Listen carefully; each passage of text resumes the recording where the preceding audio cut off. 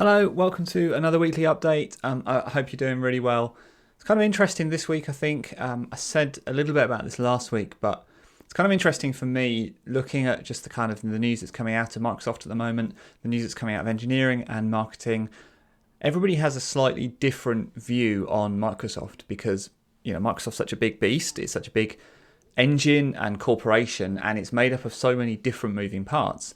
And each of those moving parts has their own news cycle. They have their own blog, they have websites, they have press releases, they have announcements, they have leaks, they have observers, they have people like me who kind of pick up on those things and try and amplify them or explain them. And there's all sorts of different ways of hearing about things that Microsoft do. And that is amplified, or that is multiplied across all the different things that Microsoft do.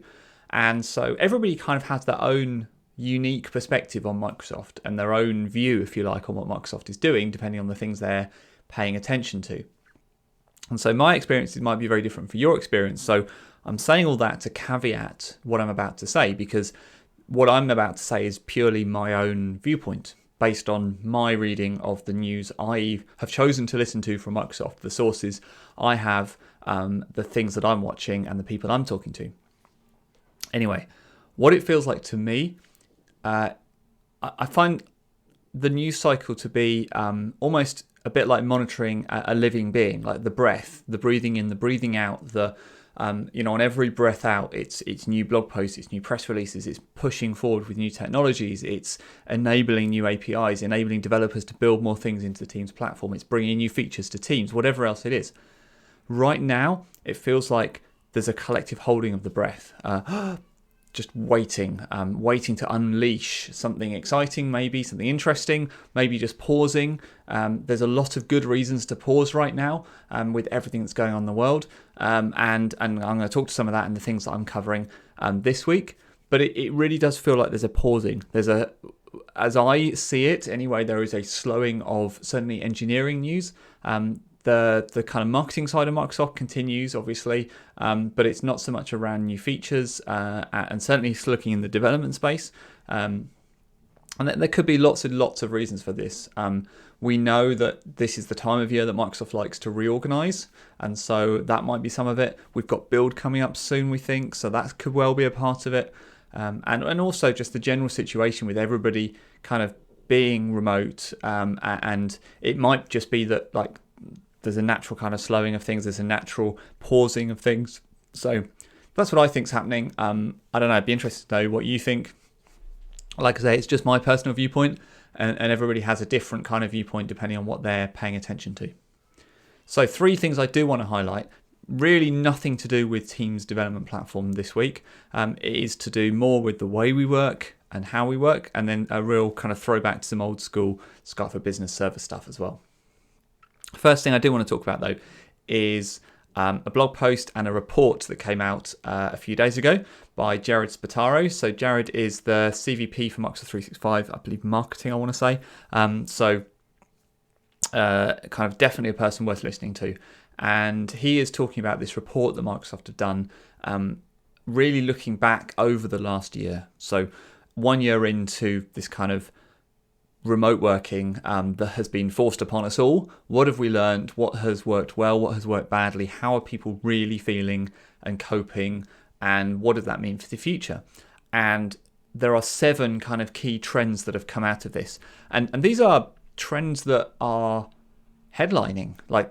Each one of these could be a headline in a write-up because they are kind of hard-hitting. So I'm just going to go through some of them. Flexible work is here to stay. So for everyone who thinks that we're going to go all the way back to the office exactly as we were before, I think this report is saying that's not going to happen. Flexible work is here to stay in some hybrid way. Leaders are out of touch with employers and need a wake-up call. That made me dig into the report straight away to understand why Microsoft are saying that. And it's down to the data. If you look at the data, it's 100% true.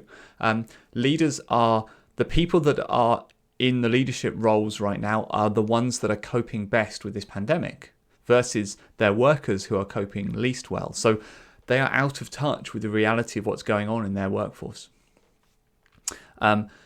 Lots of other interesting things. I'm not going to read all 7 out. You should go and look at the report because it's full of really interesting statistics, full of really interesting quotes, and it sets out how Microsoft see the next year is going to look in this era of hybrid working, and no longer being this kind of traditional notions of time and space when we come to work.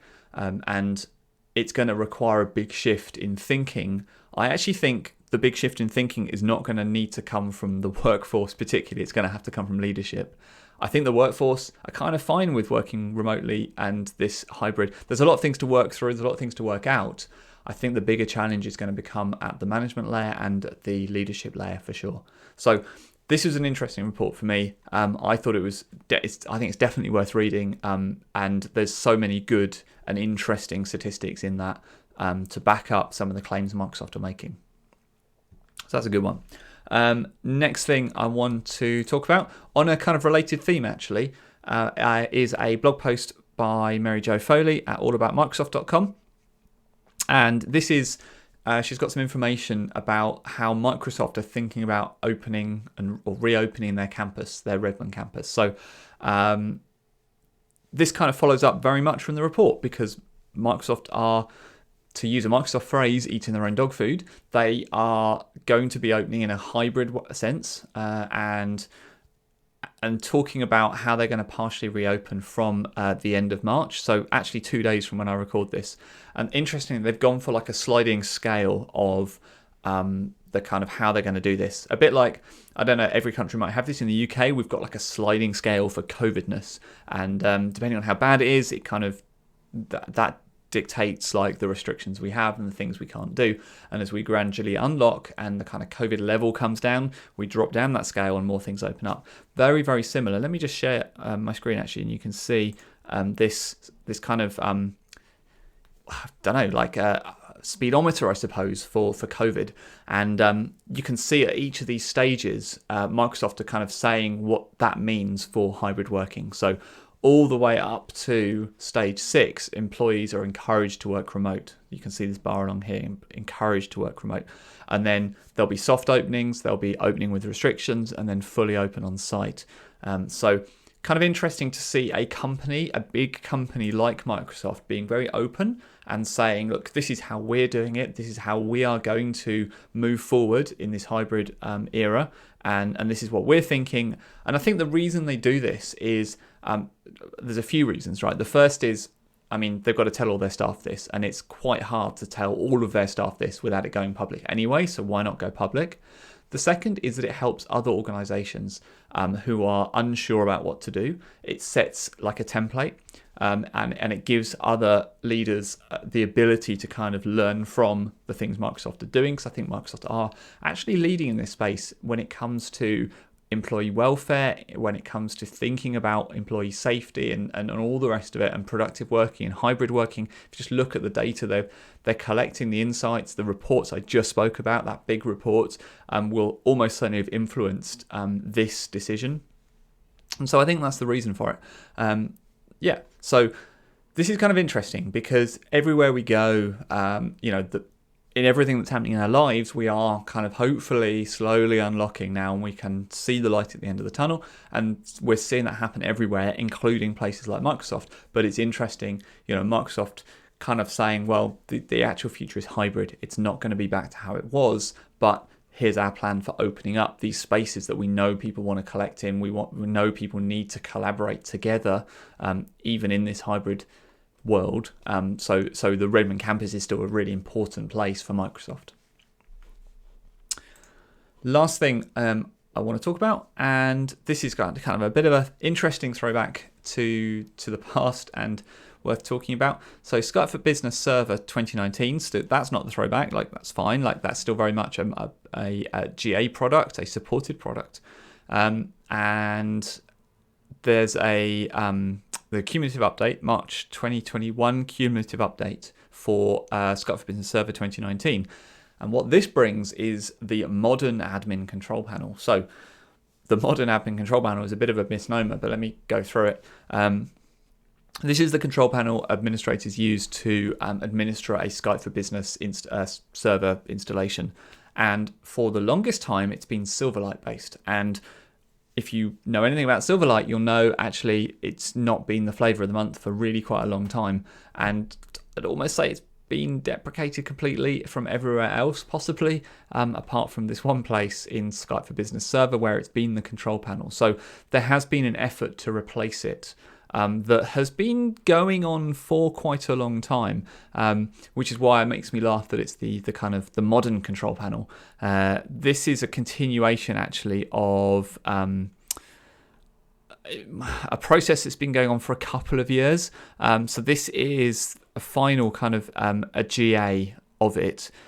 The phase 1 of this actually started in July 2019, and then there was a phase 2 in March 2020, and now in March 2021, the whole thing is GA. And with this kind of GA, I think Microsoft is saying like this is the control panel for Skype for Business Server. You use this now. You don't use the Silverlight thing. This has everything you need. I haven't looked at this enough and dug into it enough to know whether that's actually true.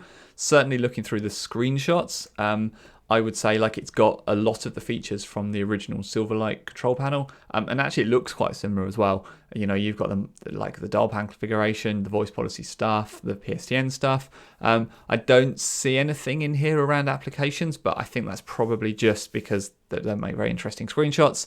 I would fully expect them to be here because that's also something you used to be able to administer in the Silverlight control panel. You used to be able to administer your applications from here as well. So I kind of fully expect that you'll be able to do that. Fully expect you'll be able to do that here as well. If not, I mean, there are kind of PowerShell commandlets to do that as well. So it isn't the end of the world. It's just interesting, right? So yep, so if you are still using Skype for Business Server, and lots and lots of people are, there's lots of people who are on Skype for Business Server for very good reasons, and I'm not here to tell you shouldn't be at all. There is a new control panel that is now GA, so if you've been holding back because it's not been GA, it is now GA, so you can now use it. That's in a Skype for Business blog on Tech Community, so I'll link to that as well in the notes. All right, I think that's kind of everything I wanted to talk about this week. Like I say, an interesting week. Interesting for me, like kind of watching Microsoft and seeing what they do. I'd be interested to know if you think the same, or whether you think there's a good reason that I haven't talked about this might be happening, or whether or not I'm just talking nonsense and I'm just not looking properly at the news, because that's also definitely a possibility right now. I think we're all feeling the strain of kind of this enforced lockdown period and getting quite excited for the potential unlocking, in the near future, hopefully. I think everybody has different dates they're working to and different restrictions and different things. So it's interesting. And we'll just have to see what happens in the coming weeks and months. And we'll keep an eye on everything that's going on. All right, I think that's everything from me. Have a great weekend, whatever it is you're doing. And talk to you next week on Twitter, and talk to you next week at the kind of same sort of time for another weekly update. Thanks for watching.